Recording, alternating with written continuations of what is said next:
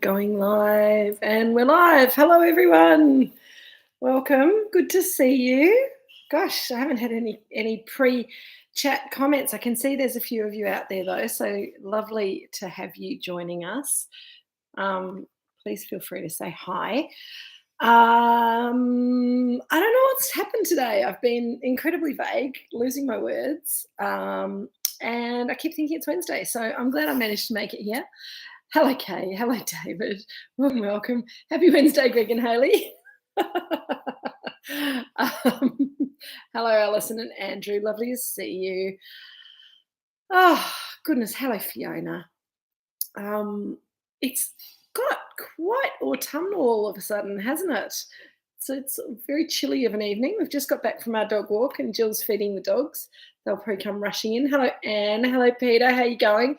Pete sent me a lovely picture of his poulet archiduc in the process of being constructed. So I hope that you're nearly ready to eat that. If you haven't made it, it's a great recipe. Joan, Riley, and Karen. Hi, guys. Nice to see you. Cotty, Jill's chicken sandwich. That's great. Supermarket cooked chicken is absolutely fine, Cotty. Perfectly good. Hello, Daryl and Sue. Hello, Nareem and all dies. I have a little bit of Gruyere. That was the best I could do, but I'm quite excited about that. And I have a bottle of wine, which is more important. I've got my Moorooduc McIntyre Chardonnay. Who's drinking it already? I'm about to get into it. So before I do open it, I know I feel like we've a lot of you who've been joining in for the last couple of years have heard all this before, but I know there's a few newcomers. Whiting chips and veggies, yum, delicious. Good work, guys. That's right, Fiona.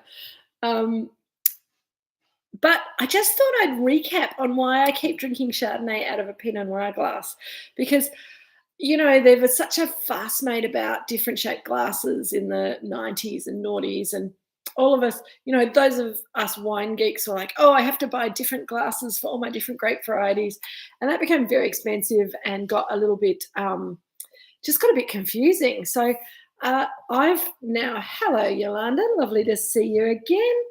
Nareem, letting it warm up a little bit too cool.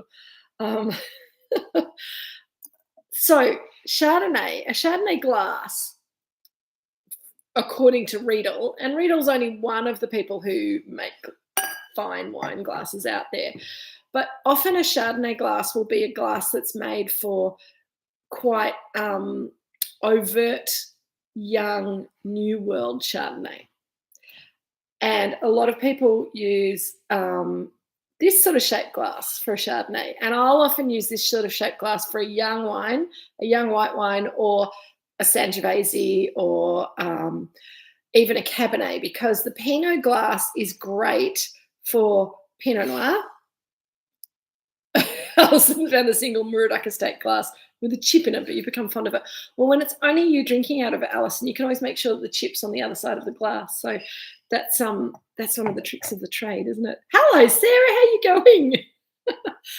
Good to see you. Say hi to all the tricks, whoever's not there watching. Lovely to have you along. So that would be regarded as a more sort of traditional white wine glass. But for me, it works better for young wines, really crisp wines with quite tight aroma and flavour profiles. Whereas this wine here, being from 2013, being 10 years old, and also being from old vines from the beautiful McIntyre vineyard from a warm year.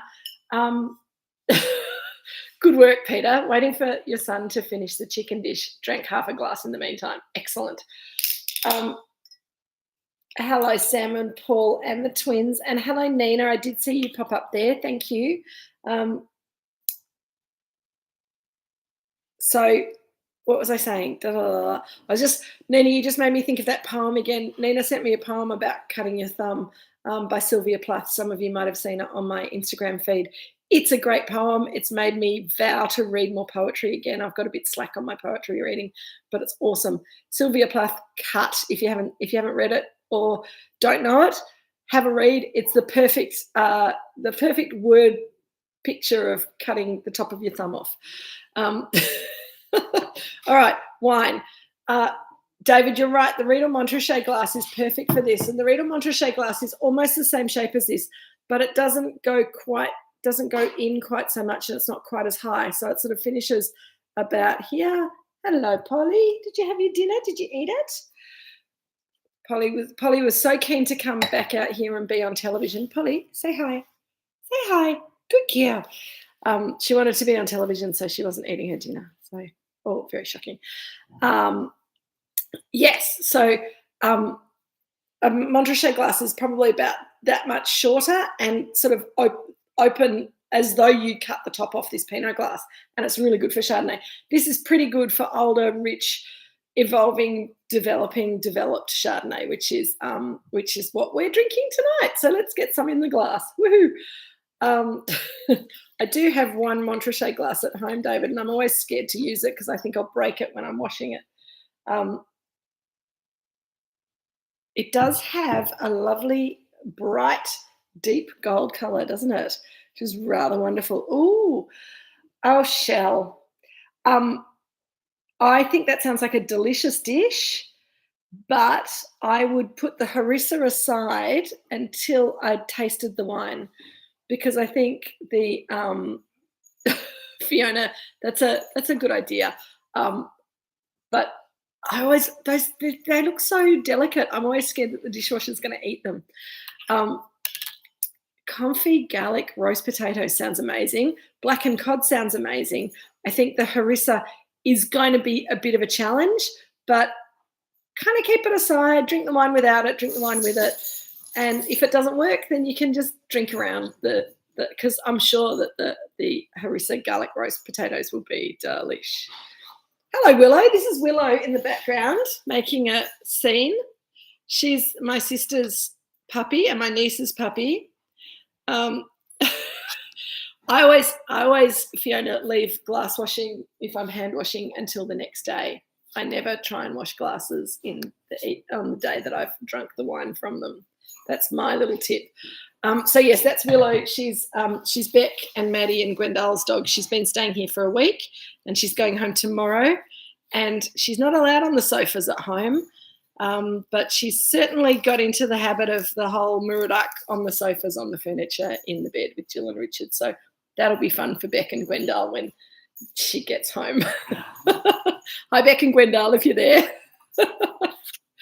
Okay, back to the wine.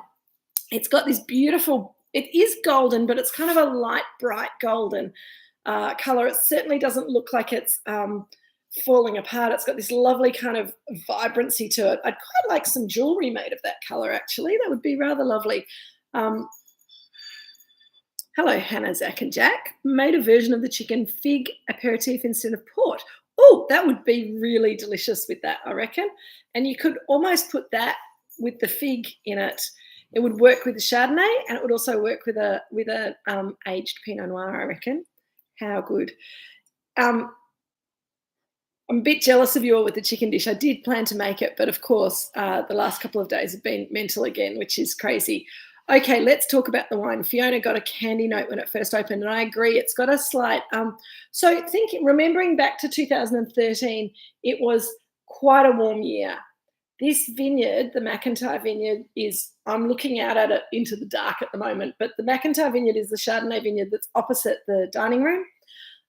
Those vines were planted in 1983. So in 2013, they were 30 years old, and this year they're 40 years old. So 30 years is already a pretty good age for a vine to be producing old vine quality fruit, complexity of flavour, intensity of flavour, but less fruity characters even when the wine's young. And that's been the case that we've seen from the McIntyre vineyard for quite some time. With that in mind, and also remembering that 2013 was quite a warm year, we probably picked it a tad riper than we would be picking fruit from the McIntyre vineyard these days, just probably because we would have thought, gosh, it'd be nice to get the fruit off today, but we haven't got the picking team able to be booked in for another couple of days. And in a hot year, in a hot ripening season, then that couple of days makes a huge difference. So I love the wine. I think that our preference, if we had our druthers again in 2013, would be maybe to pick the fruit a day or two earlier. But I think that Chardonnay from down here has a lot of tolerance for that difference in ripeness. So, and I think that's partly where that candy note's coming from, Fiona. That 10 years age, you've had some caramelization of the fruit characters, and the wine always had a slightly sort of butterscotchy, burnt butter kind of a note to it when it was young. It had a richness and a roundness to it, which is completely different from the Robinson Chardonnay that we drank 2 weeks ago. But it also was more savoury.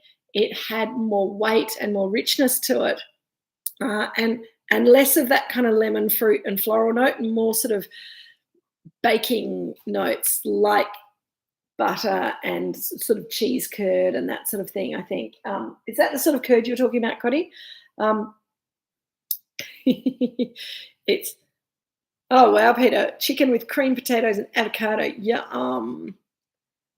Butter menthol without the menthol. Yes, there is, and there's definitely, Kay, a bit of minerality there, which I think is really important for a wine like this, because it does have that slightly riper aromatic to it, particularly 10 years on.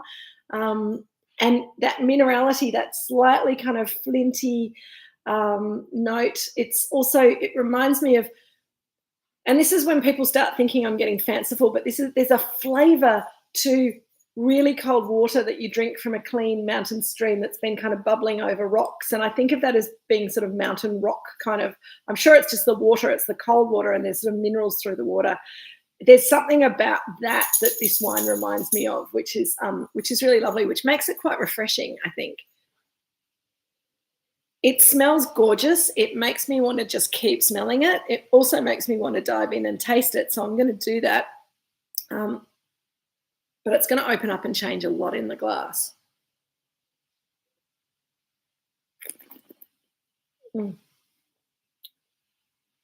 Alison, I love your description of it. Seems like a very elegant older woman. Exactly. It's aged very elegantly. It's not trying to be young. It certainly hasn't had any Botox, but it's very well presented and very glamorous, I think, very classy. It is delicious, and we've hardly got any of it left. So that was one of the reasons that I wanted to do the 13s for this box and include this wine, because I do think it's pretty special. I've got little flies. This is one of the things about vintage, little vinegar flies kind of buzzing around. So hopefully once vintage is finished, they'll go away again. But I'm constantly waving my hand in front of my face. It is elegant. Yeah, I agree, Shell. It's got some weight and richness to it. You feel like it's kind of lived a life, don't you? It certainly hasn't kept itself from enjoyment in life. It's just, yeah. Hello, Michael. How's Nagoya? A cheap French Bordeaux is the best you can do. Oh, good, excellent. Well, maybe when you come home, we'll have to have a glass of this together. Just to make up for it. Although I've got to say, I'm a little bit jealous of you being in Nagoya as well. I think, Kate, I would call it the Grand Dame, but I think someone's already got that name. And Veuve Clicquot are very good at suing anyone who tries to borrow any of their proprietary limited stuff, particularly even their colour. So it's amazing. I know we're not talking about champagne, but if you ever go to Champagne and visit Veuve Clicquot, they've got a whole wall of cupboards of all of the products that they've successfully sued for trying to look like Veuve Clicquot, using their colour, using sort of squiggly writing like this. It's quite amazing. Okay. They did take exception to Stefano Lubiana, Fiona. Stefano Lubiana had their top sparkling had a little square on the label with the orange, exactly the same orange colour as Veuve Clicquot, and they got sued. They had to stop. I mean, when you're a little company like that, you really can't be fighting big legal battles with big champagne houses. But yes, they had to change their labelling because Veuve Clicquot was not happy with the use of the Veuve yellow, it's called, and trademarked as a colour that they own, which is quite tricky, I believe. All right, more questions about this wine. John wants to know how much longer it would cellar. Very good question, John. I really don't know. I think it depends what you want from the wine. To my mind, I think it's in a really beautiful place right now. It's certainly lost some of its freshness, but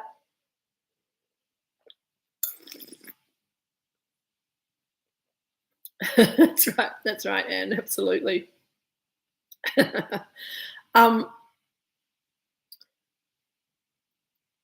I don't know how this wine's going to evolve is the short answer to that question. And the reason I say that is I think it's got lovely acidity still. You can feel that kind of making your mouth tingle still. It's got really good flavor definition and aroma definition. It's certainly evolving into tertiary aromatics, but it's still got some freshness to it, that little bit of minerality and that freshness. So you probably could keep it in a good cellar for some more time, whether that's 5 years or 10 years or longer. I'm really not sure. I think that what you might risk from aging it much longer is that you might lose some of the vibrancy of the wine. So yeah, it's not gonna fall off the perch in the next few years. It's just gonna kind of soften out more and more, and we might reach an even more exciting phase of its development with some more age, but it might just kind of fade away gracefully. It's really hard to tell. There's a little bit of nuttiness. It also depends how it evolves in the glass while we're drinking it during this session. If it smells and tastes better at the end of the session than it did at the beginning of the session, which I don't think it will, but if it does, then that suggests that it's not quite hit its peak. But Jeremy's agreeing with me. Great to go now. Hello, Jeremy, by the way. Lovely to see you. Beyond this, not sure what there is. It's not sure what there is to gain, Jeremy says. And that's sort of what I'm trying to say, that it might continue to age. Well, it will continue to age, but I'm not sure if it'll get better. I don't know if you'll gain more than you'll lose, if that makes sense. That said, I'm getting some little aniseed notes that weren't there when I first opened it, which are quite nice. And the McIntyre vineyard is a real slow burner as far as aging ability is concerned. If we were looking at the 2012, which is a cooler year, more classic, I'd probably be more confident to say that it would continue to develop more interest with more age. We had a 1996 Chardonnay recently, and it was under a good cork, and that looked amazing, but quite old-fashioned compared to even this wine. So, Dan and I were talking about sort of the evolution of the style and the brand, and this label, I think this label was first used in 2008, maybe, Dad, with the duck on it. It was around 2008. It might have been a year or two before that. Might have been 2006.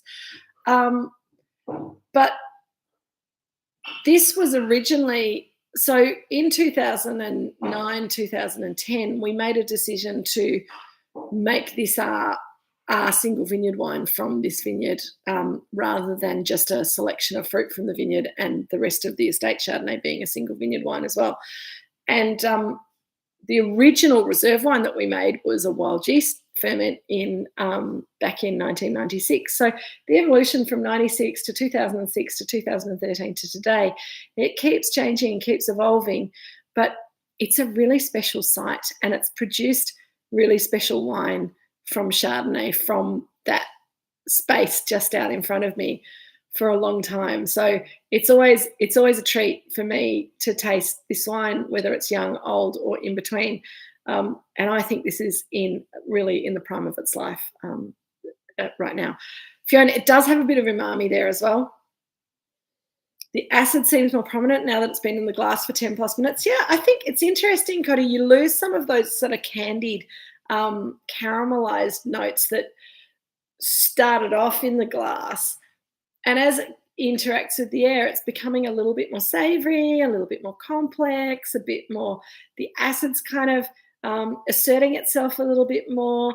The sort of the plushness is kind of breathing away a little bit, and you're getting a little bit more sort of savory, serious kind of.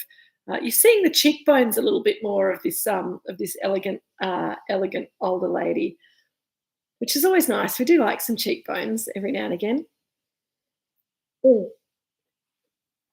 There's a nice cheesiness, and I think probably if I have a bite of my Gruyere cheese to go with it, it might change the flavour profile completely.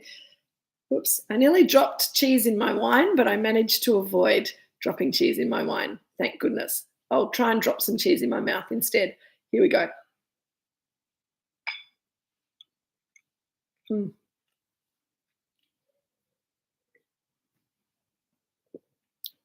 So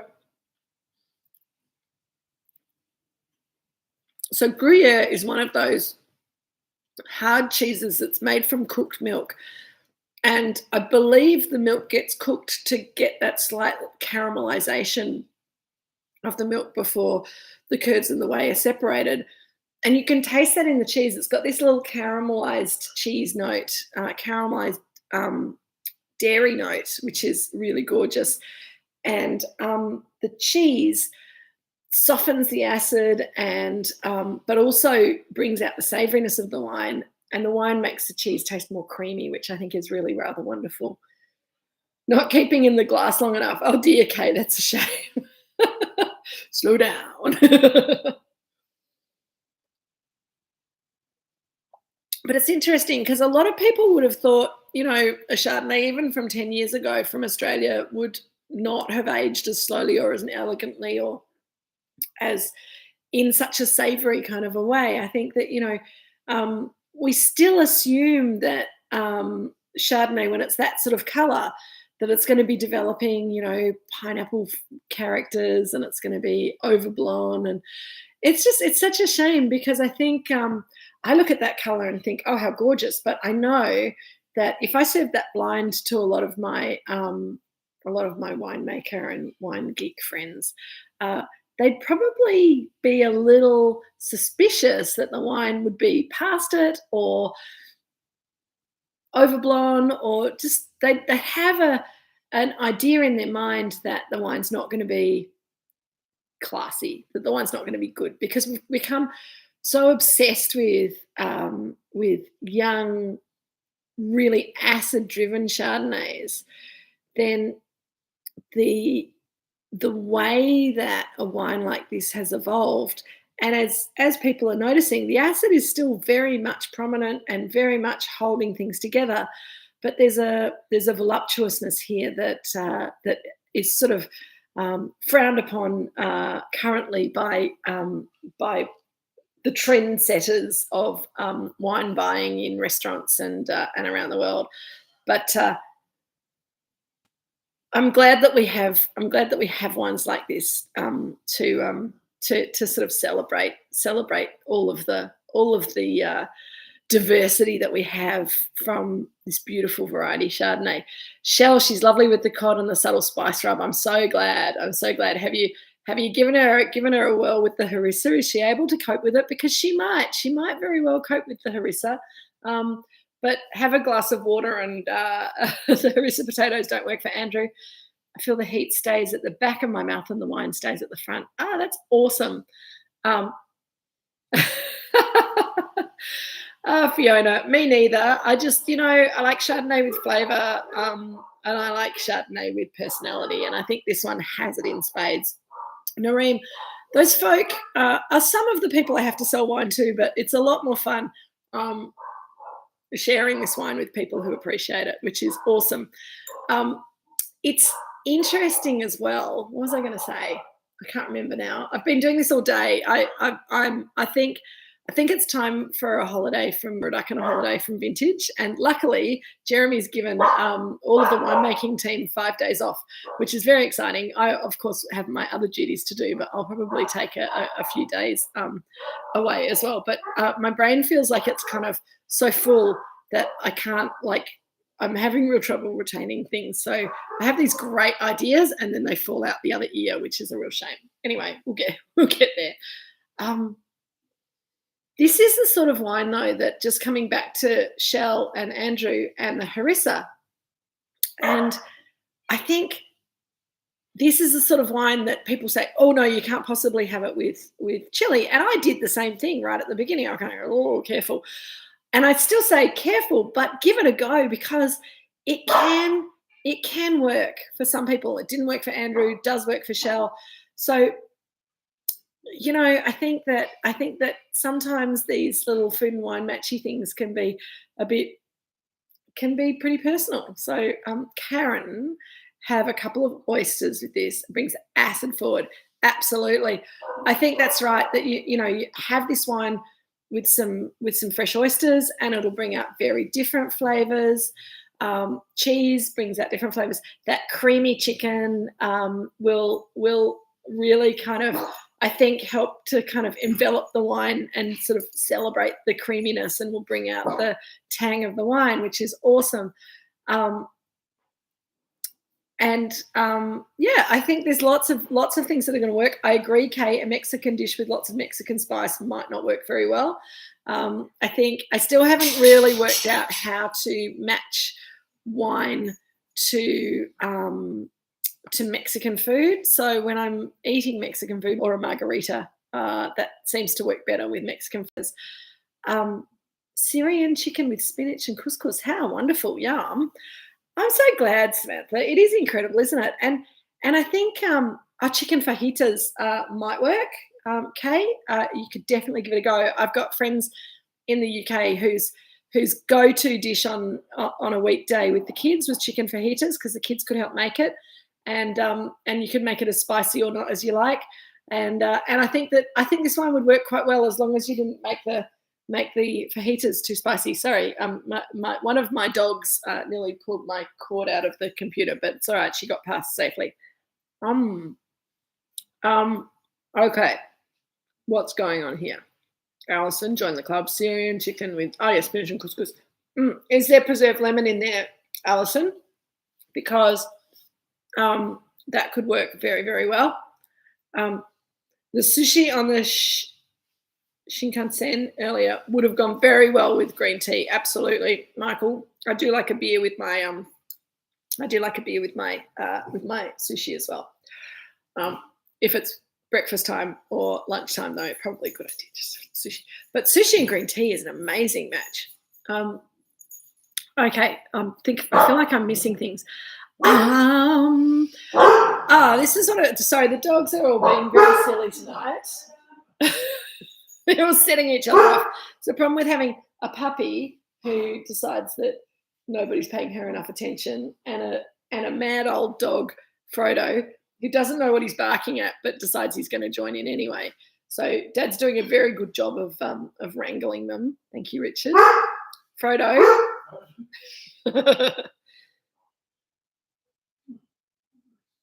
Paul's just cracked out some plain proper chips. Absolutely. Has my internet gone, Alison? I hope not. I think it's working still. What I was going to say, though, if you can still hear me, is that wines like this are wines that we can never just sell at Cellador, because particularly with Chardonnay, there's still a lot of people who oh, good, excellent. Alison is just down. Oh, good, excellent, great. A lot of people still think that Australian Chardonnay and Australian Pinot Noir can't age, first of all. But if you try to put older Chardonnay out into the marketplace, people just assume that it was Chardonnay that you couldn't sell when it was young and that you're trying to dupe them into buying it now that it's older, which is so sad because honestly, how stupid would we be to try and sell people wine under our label that we weren't proud of and that we weren't excited to drink? And I think that kind of goes to the difference between, there's a lot of fairly kind of hard-nosed marketing out there in the world. There's a lot of rubbish that is told to people about wine, and there's a lot of people who are very suspicious about people just saying, hey, this is really good and you should try it. So it's one of the reasons that it's also really lovely to get to hang out with you guys on a Thursday night, because you've come along for the journey, you're drinking the wine. It might not always be your favourite wine in the world. And Sue and Jeff, who were going to join us there up in Sydney, I think they went to a gin house instead. But Sue always says to me, I'm not a big fan of Chardonnay, but she still tastes the wine and she's surprised at how often she likes it more than she doesn't. So, I think to be able to have a forum where I can show you guys a Chardonnay that we made 10 years ago and where it's at now. And next week, we're going to be looking at Pinot Gris that we made 10 years ago and where that's at now. And I know a lot of you have already tasted the 2013 Pinot Gris, but it still blows my mind at how well that wine ages. And I think, it's just such a joy to be able to sit and enjoy a couple of glasses over 30, 40, 50 minutes, just kind of shooting the breeze and seeing how the wine evolves. Okay, whatever. Fiona, I agree with you. It is disappointing in really good restaurants that they only have current vintage Chardonnay, but a lot of other people out there won't buy anything that's older than maybe 2020, 2019 at the oldest. They kind of go, oh, it's probably gone off. And we're not drinking apple juice here. It's, if it's made well and it's made with love and care and grown in the right place, we all know that Chardonnay can age incredibly well. It's pretty amazing. Jackie, what's Jackie saying? Always our favourite, even after Margaret River last week. Oh, yay, awesome. Yay. But there is a little meringue note, lemon meringue pie kind of note coming through, which I think is just so awesome. And I do think, Alison, you're right. This wine probably would be too expensive in a restaurant, in most restaurants for most people. And people who would be prepared to spend, I don't know, $200, $250 on a bottle of this will probably choose to buy Chablis or a minor Burgundy instead, which might not necessarily be the right choice, but it's the choice that a lot of people make anyway. I'm missing all your things. What are people saying? Nareem, given the concerns with selling aged Chardonnay, thanks, Nareem. We don't have a problem with selling the older Chardonnay, but it's just nice to be able to share it with you as old Chardonnay rather than having to sell it all super young. David, our cellar is 70% Chardonnay, which is probably unusual. I agree. I think it's awesome. Kay Farrow had that discussion with a friend who said didn't like Pinot Gris, it has no flavour. White wines are served way too cold at restaurants and pubs. Absolutely. Daryl and Sue are getting me in triplicate. That's exciting. 3 times as good, perhaps. Maybe it would be a good idea to. Are other people having trouble with the streaming? Because we can finish up. We're just about there. Lemon meringue cocktail, how good. Daryl, I wonder whether it might be you guys, because Alison's also nearby and she was having some trouble with the internet before, so it might be local internet, which could also be me, but it sounds like people who are a bit further away are not having a problem.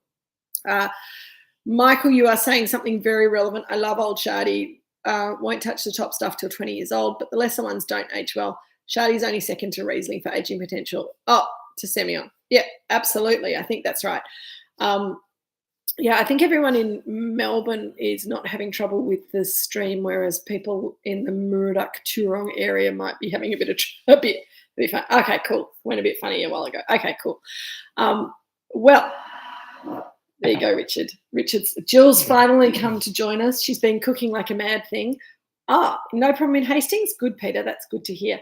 Hey, the other thing I was going to say is, and I know I feel I feel a little bit like a broken record, but I'm a little bit, I'm a bit surprised, and I totally understand. Everyone's busy and life is crazy again now, but we do still have some spots at the Pinot Gris lunch on Sunday week. So it's not this Sunday; it's the following Sunday on the 30th of Sunday, Sunday the 30th of Sunday, Sunday the 30th. No wonder we've still got spots. I can't even communicate it properly. But if you're a fan of the Pinot Gris, we're actually cracking out a couple of older white Gris and Pinot Gris on skins that we don't have any stock to sell. So it'll be pretty special. And Mum's and Peter's menu looks incredible. So if you were kind of thinking about it but hadn't decided yet, and then decided that probably it was sold out, it's not sold out yet, but it's still here.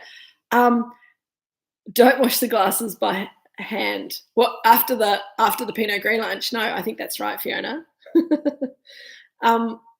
So after that little advertisement, let's go back to yes, Nareem, the dyes are coming. I'm really looking forward to seeing you guys, and it's going to be a lovely lunch. No matter how many or few people come, it's going to be really fun. But I just wanted to let you guys know that if you were kind of vacillating, trying to decide whether or not to come, there's still space. We'd love to see you. It's going to be ace.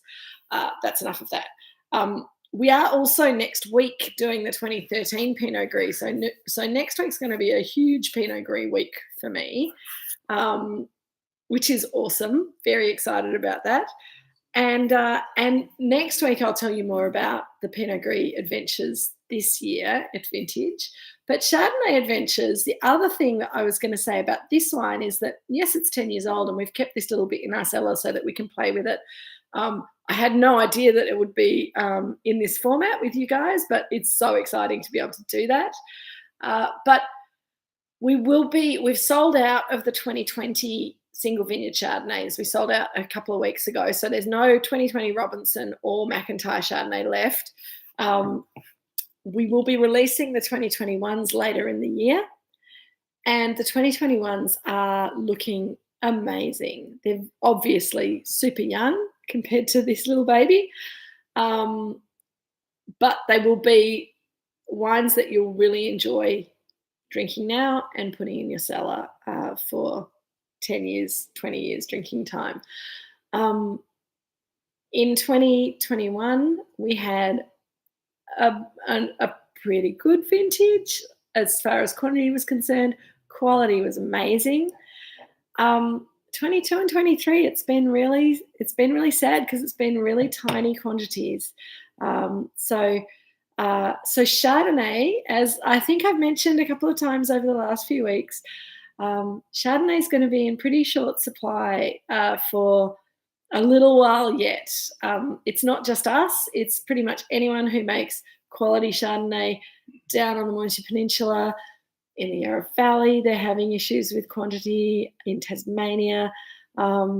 So if you're a Chardonnay lover, as I am, and there are wines that you like to put in your cellar, be they Moorooduc or anybody else's, I highly recommend that you get onto it early and get those wines in your possession so that you don't miss out, because I think we're going to have long months in between Chardonnay releases where the previous release is sold out and the new release hasn't been made available yet.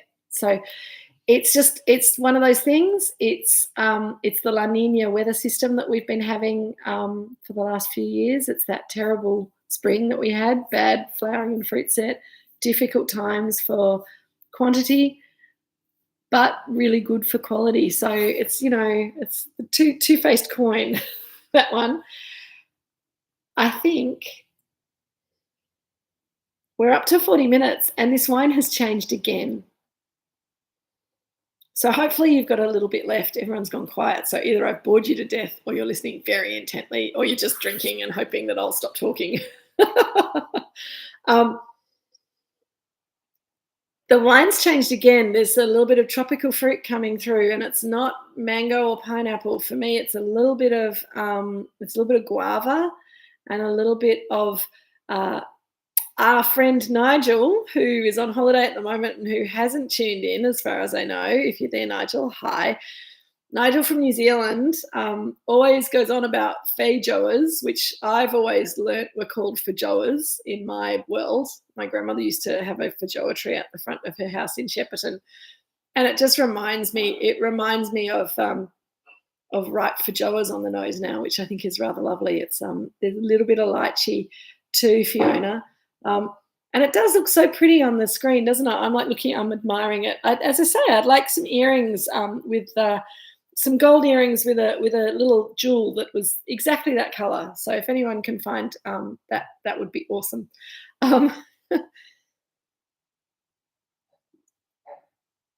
Cool, Karen. Hey, Karen, what's happened? What's happened to your other half tonight? Has he had to stay at work? Just the girls, just the girls and the young people enjoying the 2023.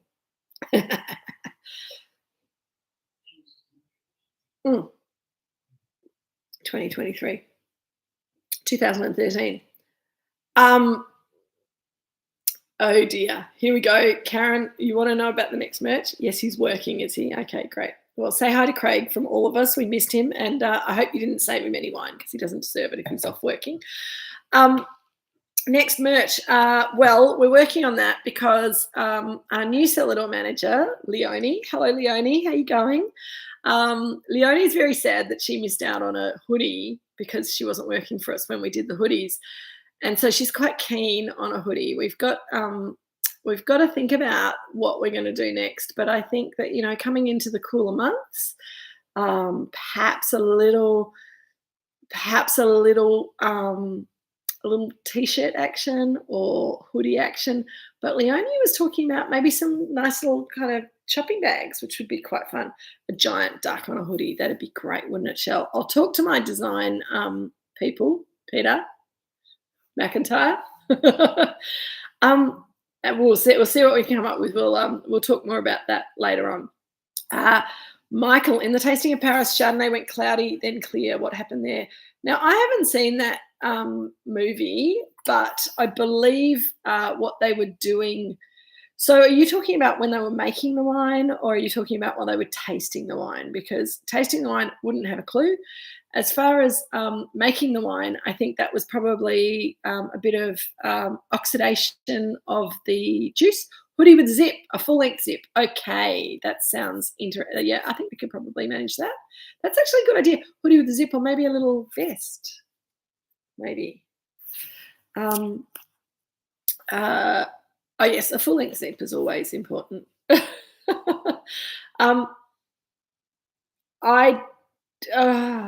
That's so sad, Jackie. I think it's nearly time to finish anyway. So Michael, I can't answer your question fully, but I will go and have a look at the offending movie, and I'll see if I can report back to you. I think they were probably hyperoxidating the juice and oxidizing the most oxidated bits, and they drop out and Okay, let me check. I don't think there's any of this for buying, but you never know. We might be able to slip another bottle or two out to special people like you guys. If we do have some, I'll send you an email on Monday, probably Monday. Excuse me, about that and about the Pinot Gris tasting. Crew neck. Oh my goodness. T-shirt, V-neck for Sydney and Brizzy. Crew neck would be nice, says Hannah. It's going to be very difficult to keep everybody happy with merchandise. Maybe a nice little bag to take to the farmer's market with a duck on it. What do you reckon? No, that's not. It's not gonna cut it, I don't think. Anyway, Kate, if you can, I will let you know. I have a horrible feeling both with the Robinson Pinot last week and the Duck Chardonnay this week, there's not very much left. If there's a few cases, I will put it out to Drinks with Kate folk about the few cases with a sort of 1 or 2 bottle kind of limit. We might do a little mixed case. You could probably actually still buy another Drinks with Kate box, which would get you 1 more bottle of this along with all the other things. So that's a trick. That's a slightly cheeky way of doing it, but leave it with me. All right, guys, we've hit the 45-minute mark. I think I've run out of things to say. I'm quite proud of myself that I managed to put words together in reasonably coherent sentences for 45 minutes. Yay me. So good to share this with you guys. Thank you, Shell, and everyone. Karen. That's the main thing. Keep you happy with wine. All the other stuff is good extra stuff. There is a little saltiness, absolutely, David, and I think that that's partly because of the soil here. It's very sandy and the roots go deep and they pick up a little bit of saltiness from there. We'll talk more about that down the track. Thank you very much, everyone. Lovely to see you. Diamonte's on the merch. Ah, yes, Shell, of course. Excellent. Love your work. Take care, everyone. I'll be back to you with the merch as soon as I've made some decisions about things. Take care. Have a lovely evening. I'll see you all next week for Pinot Gris 2013. Until then, cheers. Hey, Daisy.